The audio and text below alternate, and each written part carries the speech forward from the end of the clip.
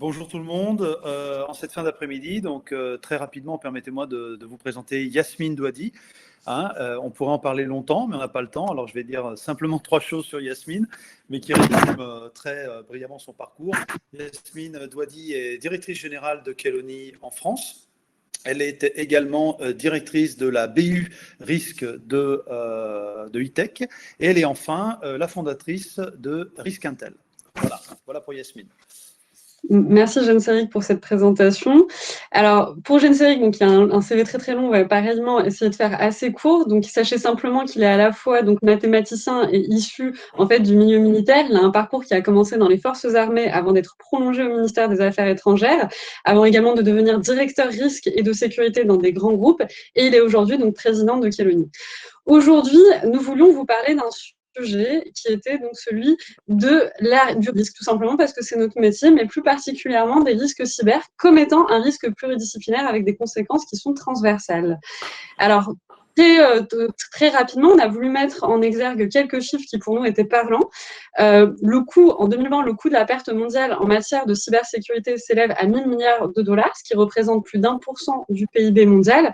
Évidemment, cela ne se distribue pas de façon équitable entre l'ensemble des entreprises, c'est-à-dire qu'on va avoir un très grand nombre pour qui donc l'impact d'une cyberattaque s'est soulevé tout simplement à quelques centaines de milliers de dollars, puis quelques malchanceux pour qui la facture, elle, s'est élevée à plusieurs millions de dollars.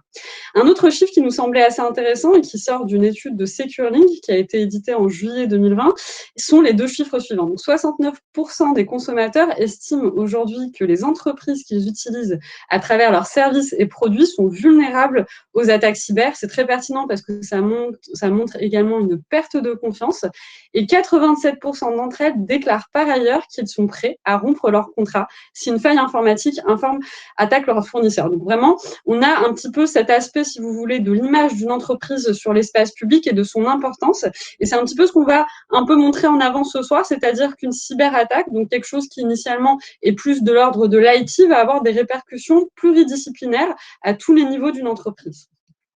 Concernant l'évolution de la menace, nos collègues nous l'ont dit tout au long de cet après-midi, c'est une menace qui est de plus en plus grandissante. Elle touche toutes les entreprises, les petites, les moyennes, les grandes, tous les secteurs d'activité, les banques, les industries, les éditeurs, mais également le secteur public et les administrations. Et là, on pense aux hôpitaux et aux villes.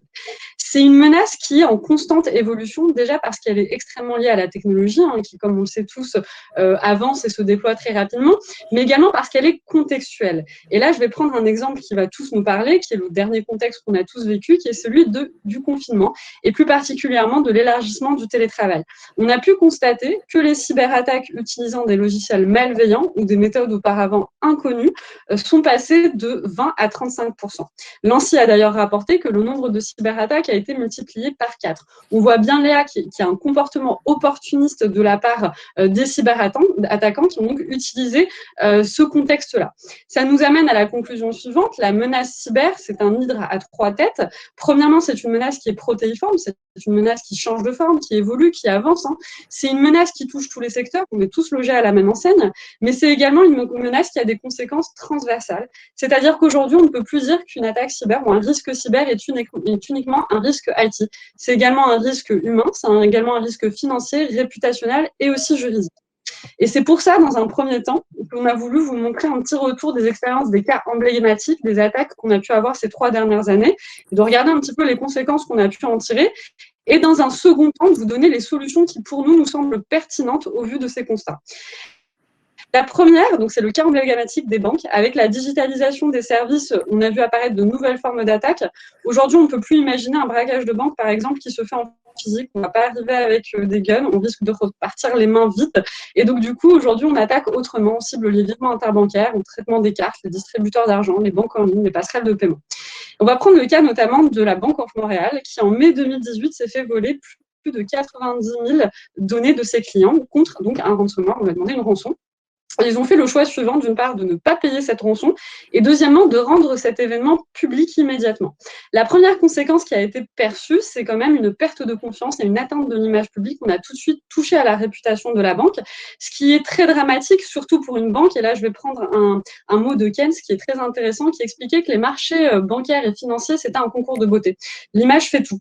Et donc, on voit effectivement que par la suite, on a un impact qui est beaucoup plus financier puisqu'on a une perte de 0,3% de la valeur des actions de la banque. Un second exemple, pareillement, qui est parlant, qui est celui du jeu vidéo Cyberpunk 2077. Alors moi, je ne suis pas une très grande fan de jeux vidéo, mais je pense que Genserig vous en parlera plus. Pour ceux qui connaissent ce jeu vidéo et qui, du coup, le savent très bien, il est sorti en décembre 2020, donc un peu avant l'attaque de février. Et il est sorti dans des conditions chaotiques parce qu'apparemment, de ce que j'ai pu comprendre, il y avait plusieurs bugs et il a été retiré de la plateforme Sony, ce qui, dans l'univers des jeux vidéo, apparemment correspond à quelque chose de très, très, très, très grave. Le 9 février 2021, CD Projekt Red, donc qui est l'éditeur de ce jeu vidéo, a subi une attaque. On a volé son code source et on a donc menacé de rendre ce code source public si on ne payait pas donc une rançon. Il faut savoir que le code source pour un éditeur de jeux vidéo, c'est le cœur de son métier. Ils ont vraiment touché là où ça fait mal. La première conséquence, comme je vous l'expliquais, ça va être une conséquence réputationnelle puisque initialement déjà ce jeu vidéo est déjà très mal parti. Il pâtit en fait des bugs qu'il a pu voir en décembre. À cela, on rajoute l'annonce d'une cyberattaque.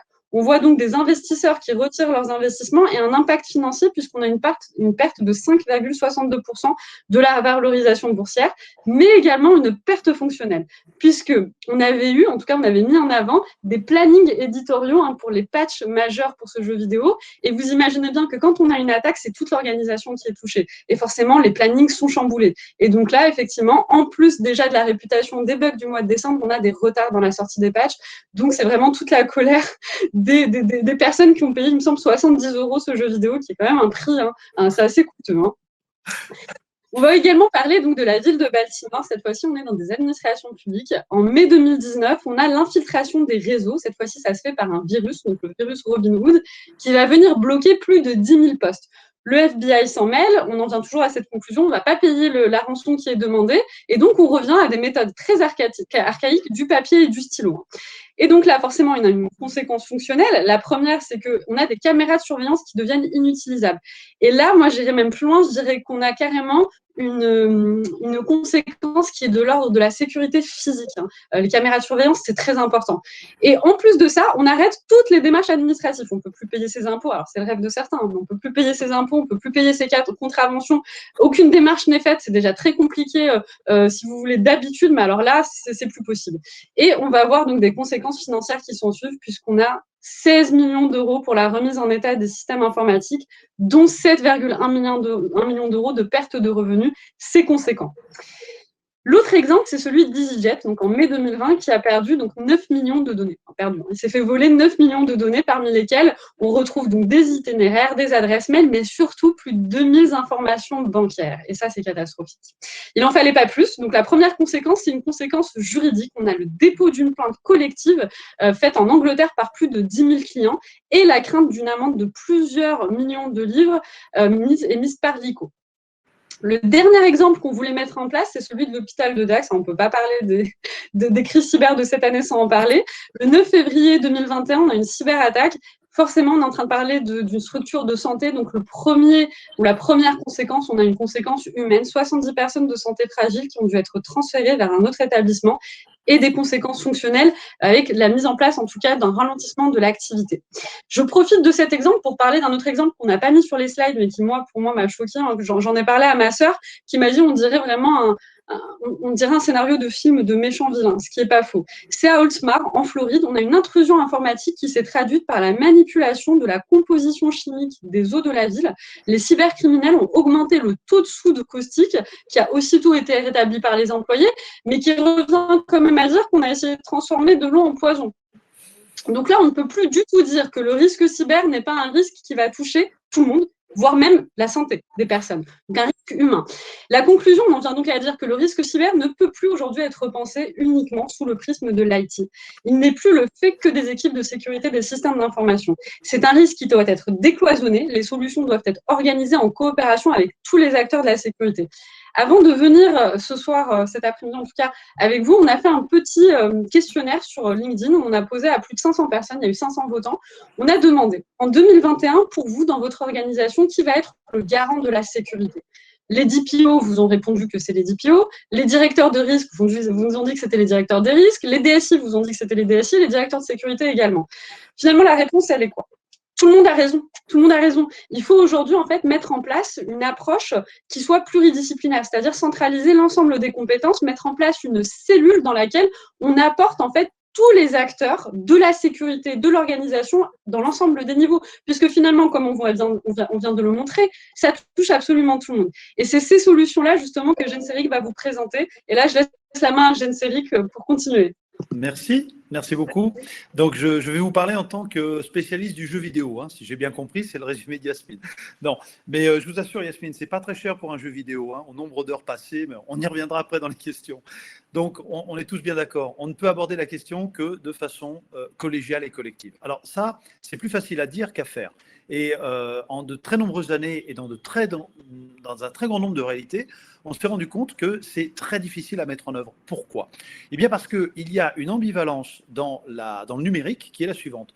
Le numérique, c'est à la fois une question d'exercice, c'est-à-dire il faut qu'un système fonctionne pour produire, pour délivrer quelque chose, et en même temps, c'est quelque chose d'extrêmement technique qu'il va falloir configurer. Et on a eu l'occasion à plusieurs reprises de s'en rendre compte tous ensemble cet après-midi. On sait déjà. Mais donc, il y a une ambivalence, je m'explique. Si je dois faire en sorte que la machine soit parfaitement rodée, eh bien, tout simplement, il me faut parfois l'arrêter et l'entretenir. Bon, c'est comme pour une voiture, parfois il faut s'arrêter et puis la vidanger. Pendant qu'on la vidange, évidemment, on ne s'en sert pas. Et quand on ne s'en sert pas, dans les entreprises, le temps, c'est de l'argent et on n'a aucunement envie que la voiture soit vidangée. On préférait continuer à l'utiliser en attendant que la panne se produise. C'est exactement ce que l'on vit dans le domaine du numérique. Alors, travailler ensemble, travailler avec des équipes qui soient multidisciplinaires, c'est important. Pourquoi?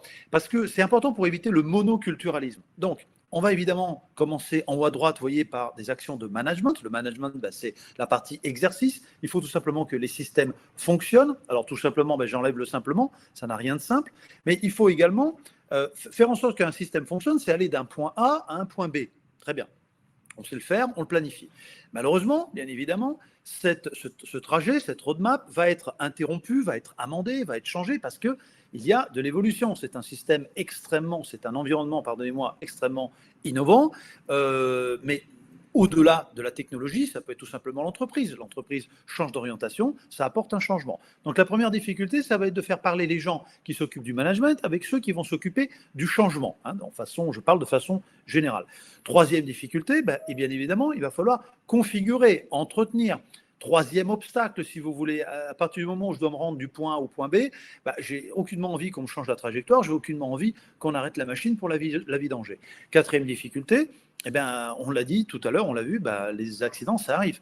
Il faut sortir, il faut faire un constat. Dans ce cas-là, il va falloir intervenir.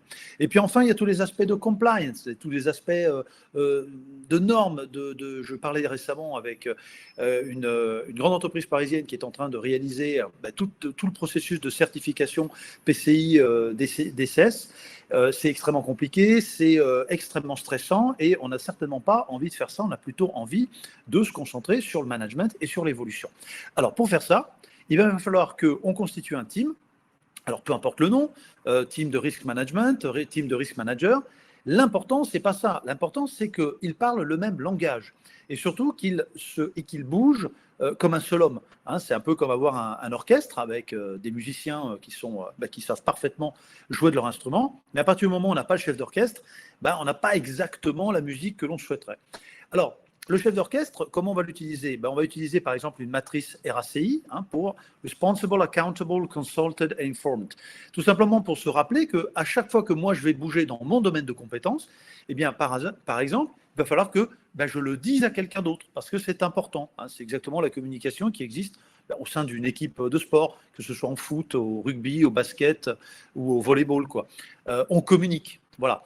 Ça, c'est pas toujours évident, surtout dans des groupes extrêmement complexes.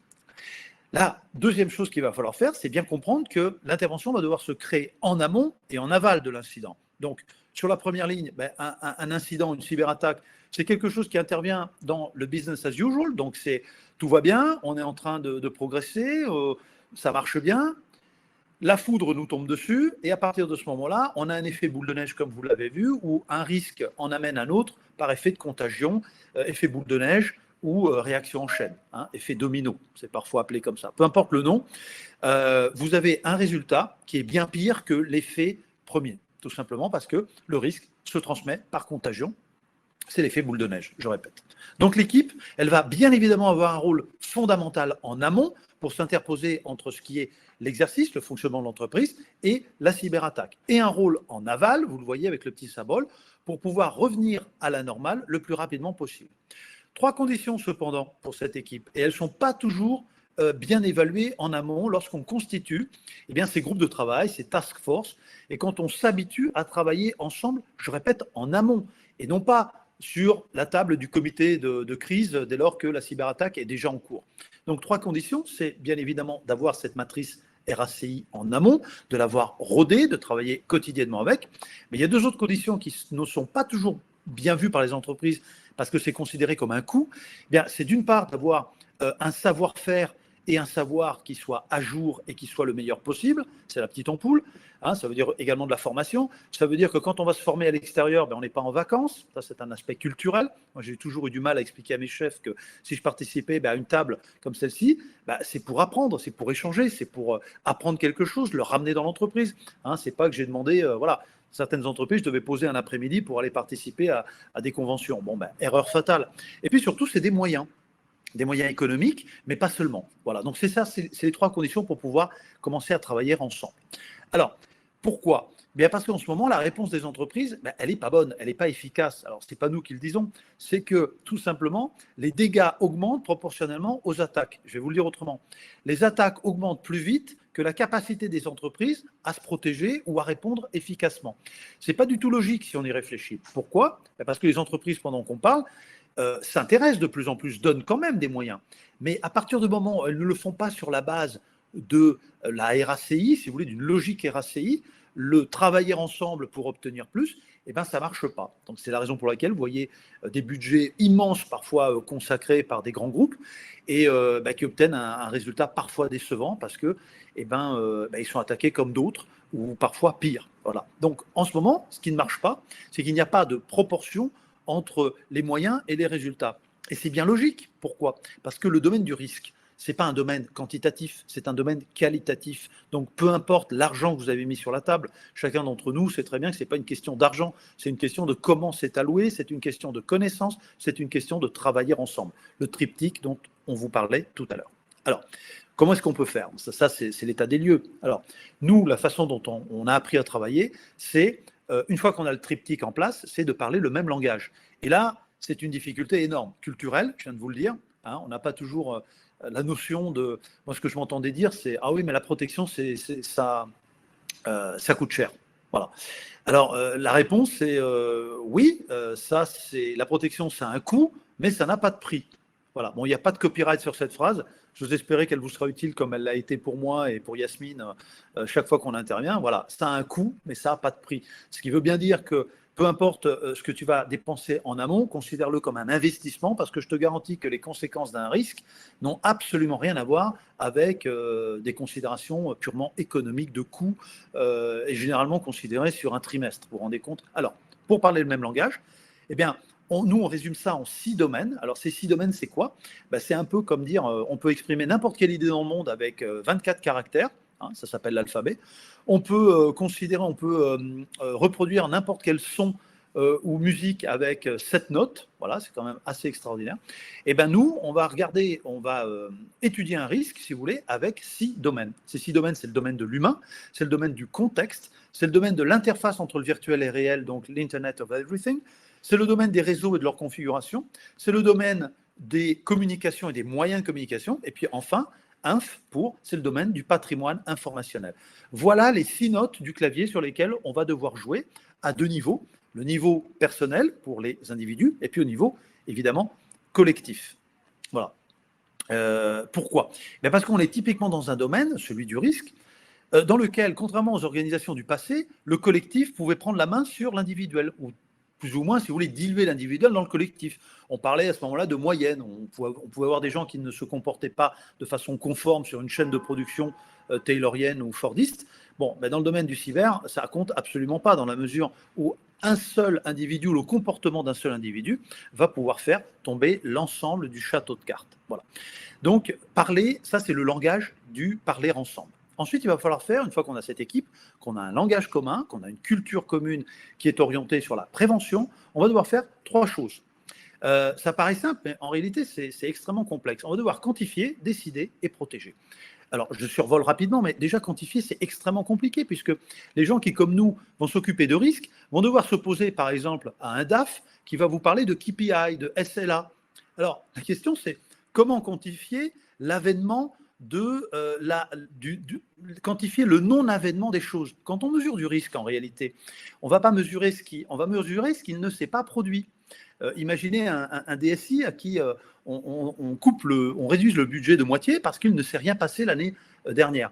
Voilà encore les logiques qu'il faut casser. Donc déjà, quantifier le risque, c'est quelque chose d'extrêmement technique.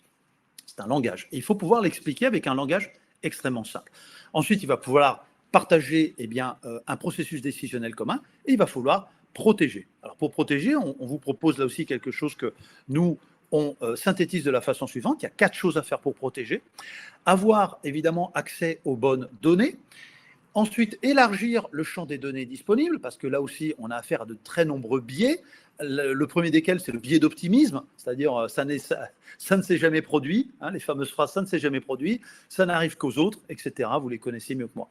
Le troisième, ça va être d'automatiser la structuration de données qui ne le sont pas par nature, puisque évidemment un risque est protéiforme. Alors allez comparer un risque cyber à un risque informatique, déjà, ce n'est pas la même chose, ou à un risque de configuration, ou tout simplement au risque humain que quelqu'un ait donné dans la nature le master password. Voilà. 4e chose, il va falloir réduire évidemment cette matrice, je parle de réduction mathématique au sens premier du terme, et ça va nous permettre de nous donner une stratégie qui est facilement compréhensible, qu'on va pouvoir représenter très simplement. C'est ce que vous voyez au centre. Une stratégie, c'est quoi? C'est un phasage, un séquençage exact des actions à mener. Et c'est un séquençage dynamique. À partir du moment où vous avez traité un risque, comme vous pouvez le voir, les risques qui s'en suivent ne sont plus les mêmes. Ce qui est une excellente nouvelle, parce que c'est l'effet Pareto. Le risque, c'est quelque chose, si tu t'en occupes pas, si tu t'occupes pas de la boule de neige, tu recevras sur le coin de la figure une avalanche. En revanche, si tu t'occupes de la boule de neige, quelque chose de très très simple à faire, on prend la boule de neige et puis on la désagrège, eh bien, on a gagné sur 80% de la surface de risque. Voilà. Écoutez, on a terminé. En conclusion, vous l'aurez compris, le risque, c'est quelque chose d'extrêmement transverse parce que c'est contagieux, comme je l'expliquais tout à l'heure, et c'est quelque chose qui, évidemment, doit être combattu en amont par la prévention, tout en, évidemment, se préparant à pouvoir intervenir. Et surtout, en travaillant ensemble, partageant le même langage, ayant la même unité de mesure qui ne doit et ne peut pas être très certainement simplement la quantité d'un chiffre mis dans un budget. Voilà. Eh bien, écoutez, au nom de Yasmine et moi-même, merci, à votre disposition. Merci beaucoup à tous les deux. Je ne sais pas s'il y a des questions. A priori, pas particulièrement. La conversation s'est faite un petit peu en direct. Je laisse souvent le temps. On a souvent des questions qui arrivent un petit peu après l'intervention en général des intervenants. Soit c'est très spontané, soit il faut un petit temps pour connecter avec sa propre problématique ou quelque chose qu'on a vécu, ou peut-être qu'on observe déjà dans son entreprise, son organisation. Les questions nous parviennent parfois un petit peu après. Donc, a priori, il n'y en aura pas maintenant. Je vous remercie beaucoup à tous deux. Je remercie chacun d'entre vous. Je vous souhaite une bonne fin de journée. Et nous allons. Bonne soirée. Merci, au revoir. Merci. Merci. Au revoir, bonne soirée. Également, au revoir. Nous allons clôturer cette édition, donc cette 6e édition d'Aquitaine qui est désormais terminée. J'espère que vous avez eu le même plaisir que nous à suivre le programme de l'après-midi, un programme très éclectique, bien sûr, vous l'avez vu, très chargé aussi. Merci à ceux qui sont restés, vous êtes nombreux encore en direct avec nous. Nous conservons, je vous l'ai dit, et reviendrons vers vous pour toutes les réponses à vos questions. On va refaire le tour global, mais j'ai vu que l'ensemble d'entre vous avez quand même eu leurs réponses, donc c'est le plus important, bien sûr. Un grand merci aux équipes Tetris, Ensermat Meca, mobilisées pour l'organisation de la conférence. Merci à tous nos intervenants de l'après-midi, et bien sûr, un immense merci à vous pour votre présence et votre soutien à Aquitaine. Au plaisir de vous retrouver pour une 7e édition que nous annoncerons. Les candidatures, bien sûr, pour être speaker, vous le savez, c'est une conférence de passionnés, c'est une conférence à la fois de technique, d'organisation, d'anecdotes, une conférence pour ceux qui aiment la cybersécurité, les passionnés de cybersécurité. Donc, vous en faites partie, n'hésitez pas. Si vous souhaitez rester anonyme, c'est aussi envisageable. N'hésitez pas donc à candidater, à nous rejoindre pour la 7e édition. D'ici là, le dialogue continue sur les réseaux sociaux, bien sûr, que ce soit ceux d'Aquitaine, de Tetris ou d'Ensermat Meca. Je vous souhaite une bonne soirée, je vous dis à bientôt et j'ose même un petit bon week-end en avance. Au revoir et merci.